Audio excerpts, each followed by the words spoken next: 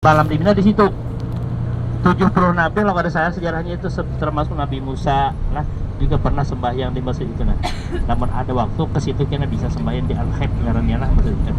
Nah ini perkemahan ini biasanya nang para kelon pelotar ini bebuhan plus lah. Nah kalau ulun tahu nang plus Indonesia di sebelah sini nah di sebelah di depan nang di sebelah kiri kita nih nang meminggir di gunung nih nah. Dari ujung situ pian sampai ke imbah jembatan ini bon plus aja nih nah bon plus aja nih nah paraknya lah nah itu dari ujung situ jadi paraknya. Namun kita biasanya kan melewat terowongan tuh nah jalan ke situ sebelah bukit situlah. Tak ada apa-apa, semakin jauh pian semakin banyak pahalanya lah. Nah ya Allah, langkah-langkah pian itu dihitung malaikat. Nah ada apa-apa. Nah ini pang terowongan Mina lah, tapi ini nah, hanya lah kalau yang dulu tuh yang dua tadi yang ngarannya Muaisim.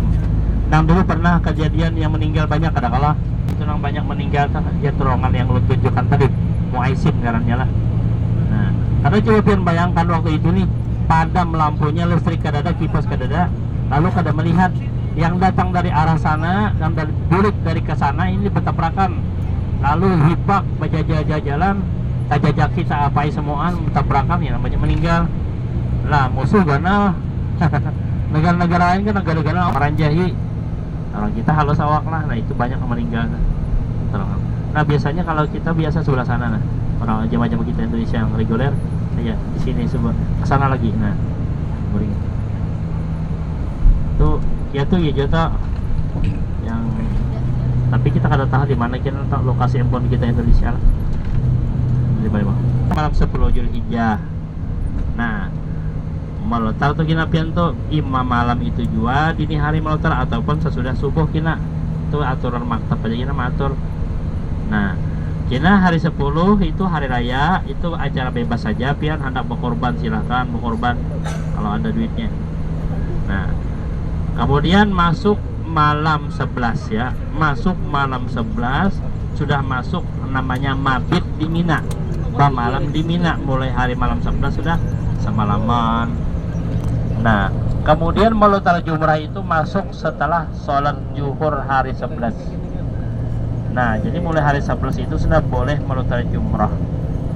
Nah, ada juga yang pagi melontar kena. Nah hari 12 melontar jua, hari 13 melontar jua, ula usto akobah 3.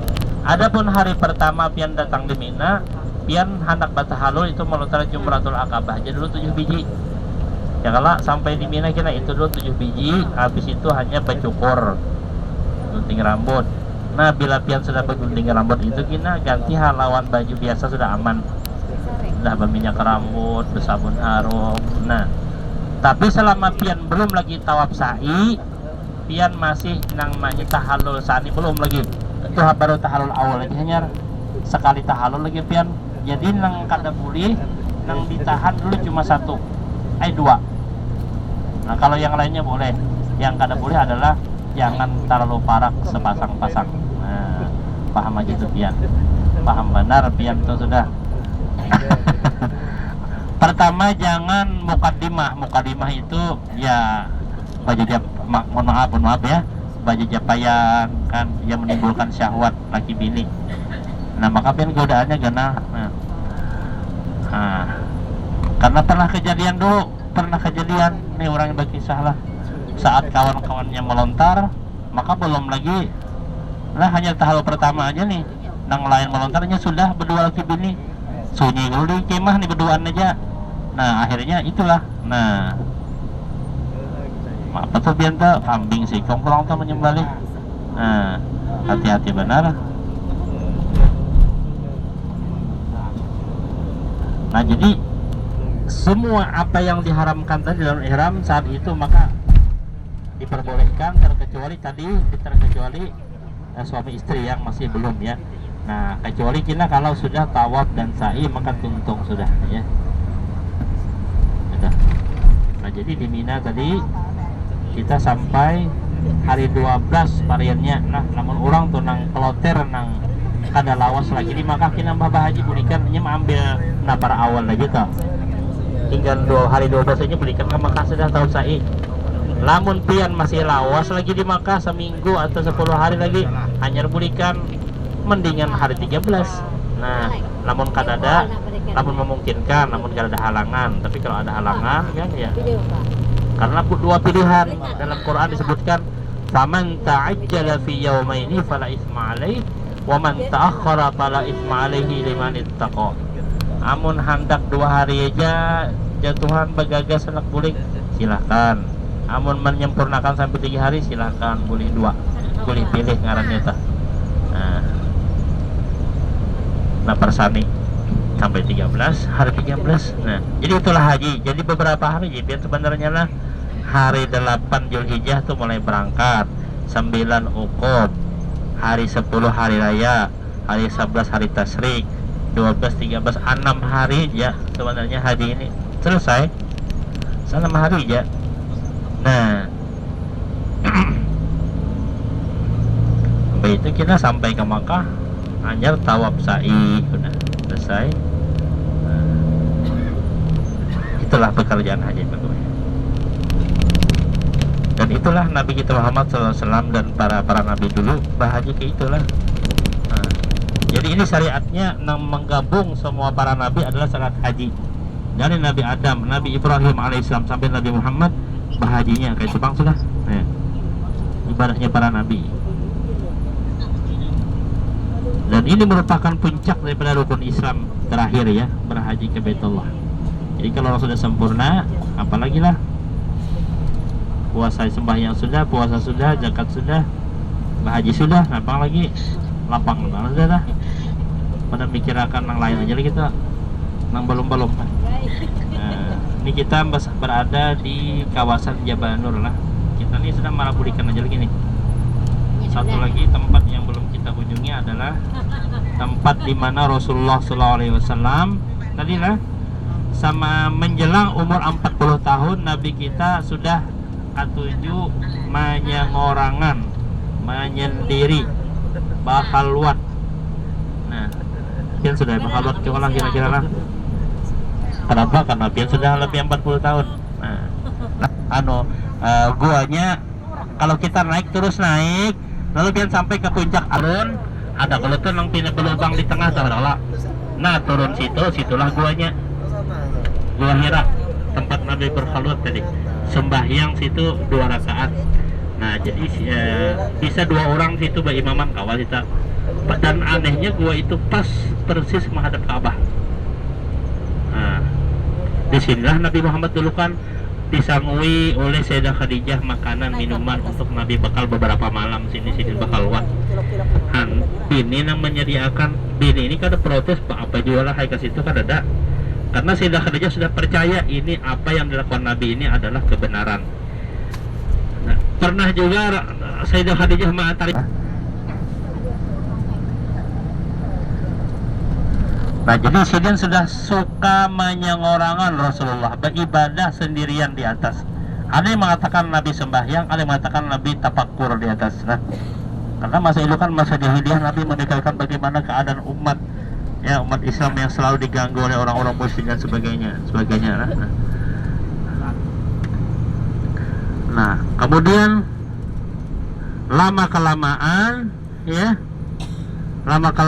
Nabi Muhammad SAW lalu didatangi oleh malaikat Jibril yang membawa wahyu Al-Quran yang berbunyi Iqra bismi rabbikal ladzi khalaq khalaqal insana min 'alaq. Nah, ada kalau ayat pertama, surah pertama yang datang kepada Rasulullah yaitu surah Iqra atau suratul Alaq.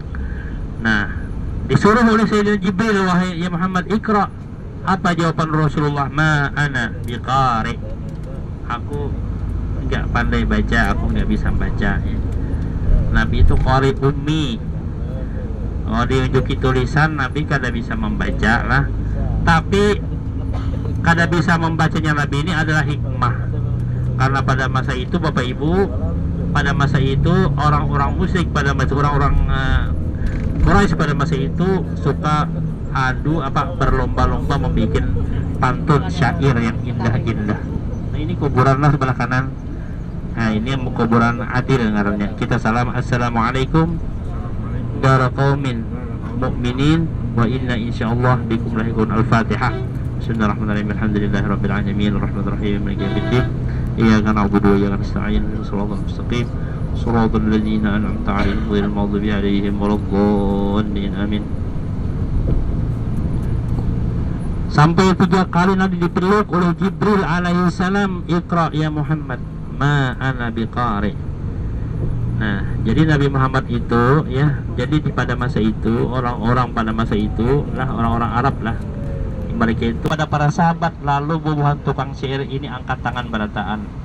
Oh, ini katanya mah ini bukan buatan manusia, ini bagus benar indah kata-katanya Quran ini. Dan sebagian mereka mengatakan ini adalah seher. Kita di sehernya Muhammad berataan. Nah, padahal kada Nabi kada bisa maulah kata-kata dengan tangan beliau, karena beliau kan dari ummi, menulis kada bisa, membaca kada bisa Rasulullah. Karena memang itu kemuliaan bagi Nabi kita. Kalau orang ini buta huruf tangalih kita. Nah, haji pian bahaji nih kada bisa membaca Quran kan tangalih. Orang Rami membaca Quran di Masjidil Haram lah, pian kada bisa membaca kan tangalih. Tapi kalau Nabi itu justru Quran keluar dari mulut Rasulullah, ditulis oleh para sahabat, dibukukan oleh para sahabat. Jadi Quran biji sampai kawah inilah disusun oleh Sayyidina Utsman bin Affan dengan susunan Fatihah dulu, dari berenten sampai Al-A'udzu bin Nas terakhir. Nah, susunan Sayyidina Utsman bin Affan lah, nyaman kalau kita disusun akan sudah. Cuma kalau bahari ditulis di batu, ditulis di kayu, ditulis di kulit-kulit binatang, kayak apa? Lalu dikumpulkan, ya bisa buku. Wah, ini nyaman benar. Apalagi mudah benar sudah. Tinggal kitanya aja lagi Quran bahambur di Masjid Haram tian satu ambil baca. Oke ya. Nah, jadi Bapak Ibu jamaah rahimakumullah. Nah, setelah Nabi tadi diajari malaikat baca Quran, Iqra bismi rabbikal ladzi khalaq, dipeluk oleh Sayyidina Jibril. Nah, tapi Nabi hafal apa yang dikatakan Jibril, Nabi hafal sampai akhir. Walaupun beliau menulis kada bisa dan membaca tulisan kada bisa, tapi Rasulullah hafal ya.